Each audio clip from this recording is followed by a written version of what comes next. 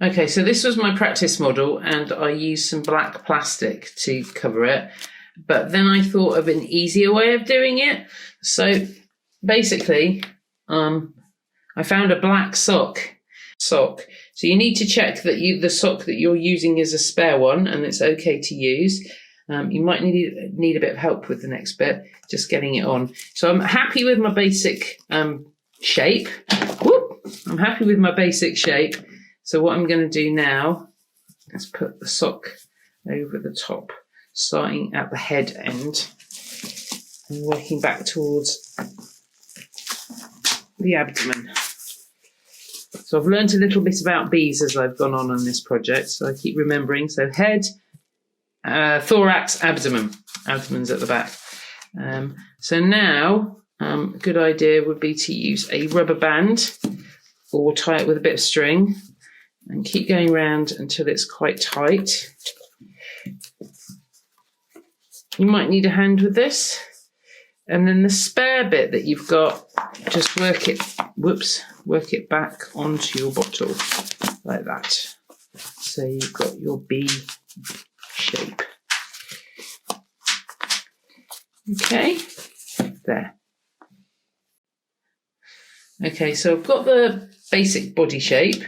Buff-tailed bumblebees have a paler bit at the back, so I've got a bit of white plastic. You could use fabric, and if it helps to hold it in place, you could use some bits of sellotape just to get you started, and then you could use a rubber band to hold it in place. Oops. Again, a bit fiddly. It's always handy to have somebody helping you. So that's the bottom part of your bumblebee. And what you'll need to do is then trim off this white, just so you've got a little bit of an edge going round, so your rubber band doesn't fall off. Okay, and stop. Okay, so now we're going to add there's 2 yellow stripes we need to add. Yellowy orange will be fine. This is a bit of fabric I had knocking around. So neat trick when you want to cut a strip of fabric is you just need to get a little cut in and then you can tear it, which is really enjoyable.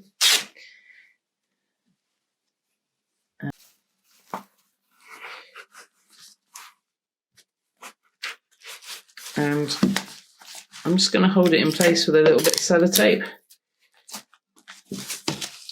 And then we need another strip. So I've used fabric for that, but like I said, you could also use old J cloths. Okay, so you need one more stripe.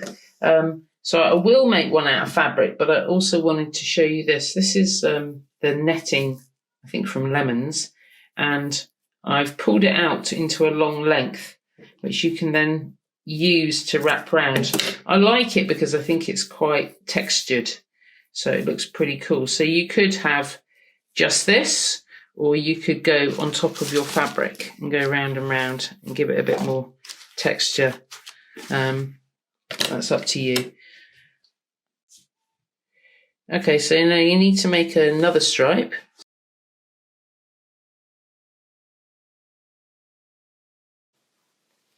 Okay, so now to give it a bit more texture, I could either wrap it round with the lemon bag that I showed you. I've got some wool. So it's just a question of going round and round and round as much as you like.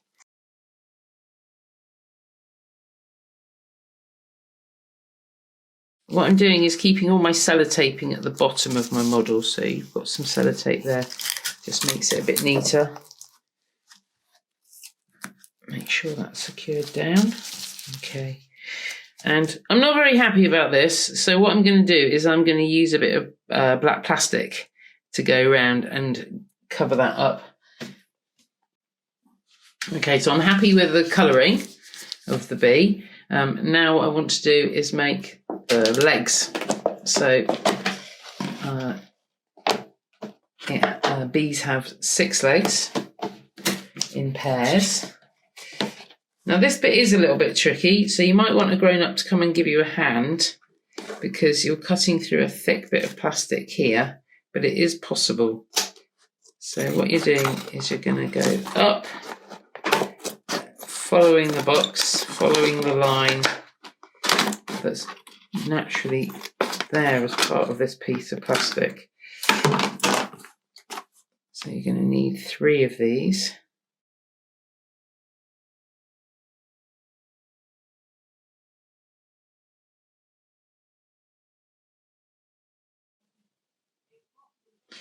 Okay, so the 3 pairs of legs all get attached to the thorax. I'm going to use some sellotape to hold them in place. So you can see I'm doing them on the middle band of the black fabric.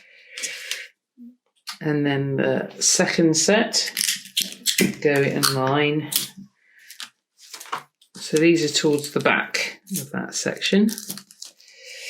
And then this piece I'm going to chop in 2, and these will be attached, and they go more in a forwards direction like that. So again, I'm going to sellotape that down. Now the sellotape's not going to be strong enough to hold it in place, so you are going to need to use some wool. So I'll get that together in a second. Just get that in place. Like so. Whoops. Okay, so I've got 2 legs. Woo, 2 legs going forward, 2 legs, 4 legs going off to the side. So I've prepared some bits of wool ready to tie on the legs.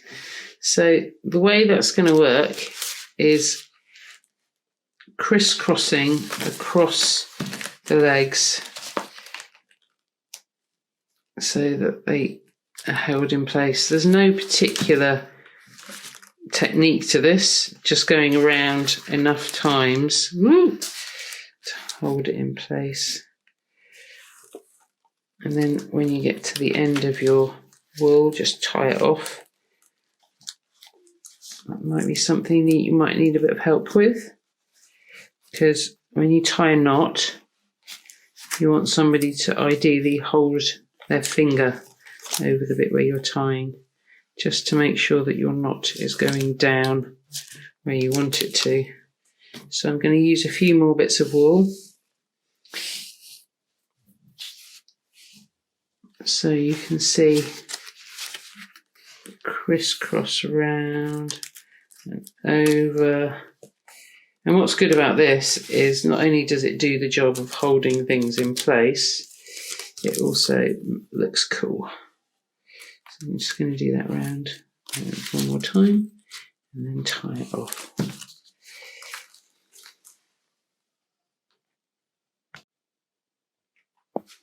Okay, so what I'm doing now is wrapping a few more bits of wool around the back part.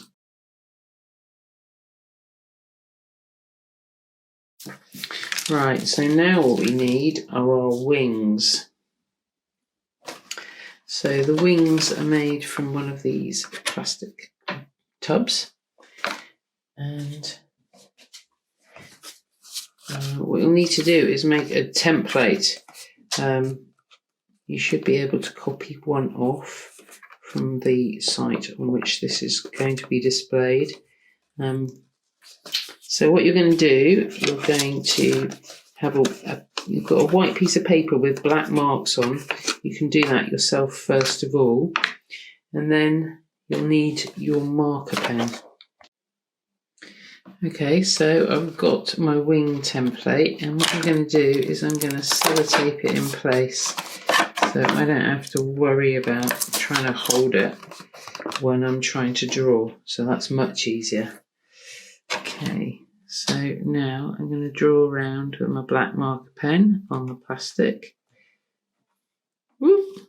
And again, don't worry about being a bit wonky, that's fine. And then you can draw these parts onto. You can take your time on this. I'm doing this quickly to give you the idea. And then take away, whoop, doesn't matter if you rip it. You need to peel back the sellotape to release it.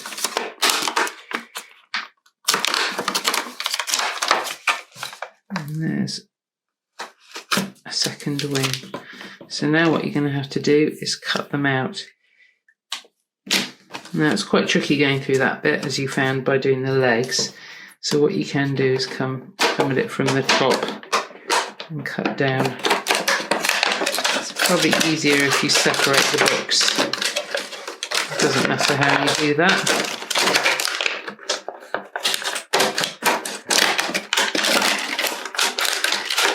So you've got two smaller bits to cut out and work with. So what I'm going to do is cut that out now. One wing. And then I'm going to cut the other one out. Okay, so once you've cut out your wings, you can go around them with marker pen so that the edges show up a bit clearer. A bit more. And as you can see, I've got some card underneath. So you want paper or card underneath so you don't mark any surfaces because you're using a marker pen. Now you can't use normal felt tips on plastic. They will just smudge and come off and you'll make a bit of a mess. So you do need to use a marker pen for this. If you haven't got a marker pen, you could just have plain wings without the veins on. It's not a problem. So I've attached the wings with sellotape. You might want to use a bit more of the wool to attach them so they're really secure, just like we did with the legs, going round a few times. So I'm going to do that quickly. So I've crisscrossed the wool across the wings to hold them in place. And now all we need to do now is to make the eyes and antennae, which I'll show you next. To make the antennae and eye, you're going to need two of these. So you can see that there's a bit where you can cut it there. So you want one going that way, and you want one going the opposite way. Whoop. So you're going to cut it on the other side. So that way you've got some antennae that are going different directions. Okay.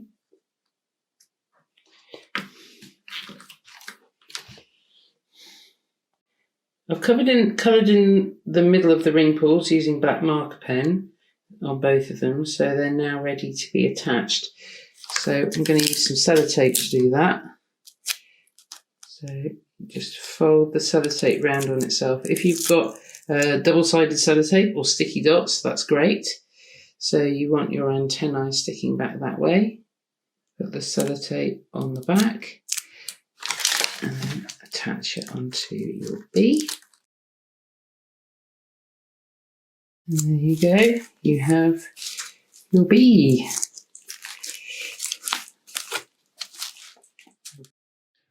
So why are insects so important? Why do we collect so many of them? And why do we have more insects and tiny bugs than dinosaurs? Well, I think really one of the reasons is insects are much more important to us today. Without the insects, we'd all die. Insects keep our world alive in several ways. First of all, they make our food. Insects, like the bees in the museum's hive here, fly from flower to flower to feed and drink, and as they move from flower to flower, they move pollen from one flower to another, and it's that pollen that helps turn a flower into a seed or a fruit that we eat, or something else eats, before we eat that. There are 253 different kinds of bee just in Britain, over 30,000 worldwide. And it's not just the bees, it's the wasps, the beetles, the flies. They're all important pollinators, and they all keep us alive by making food for us. Here are just a few foods that are pollinated by insects. I wonder if you can remember them all, or if you can find any in your kitchen, or if you can find any that aren't mentioned on my list.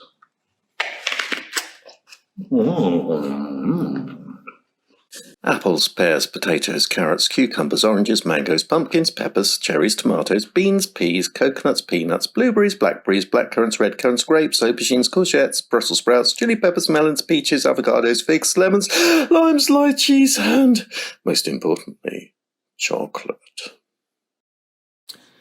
Well, I hope you've enjoyed learning a little bit about insects and been inspired to find out a bit more for yourself and, of course, to create some great insect art at home. And when this is all over, we really hope you come back to the museum to visit us here and actually see some of our wonderful insect specimens for yourself.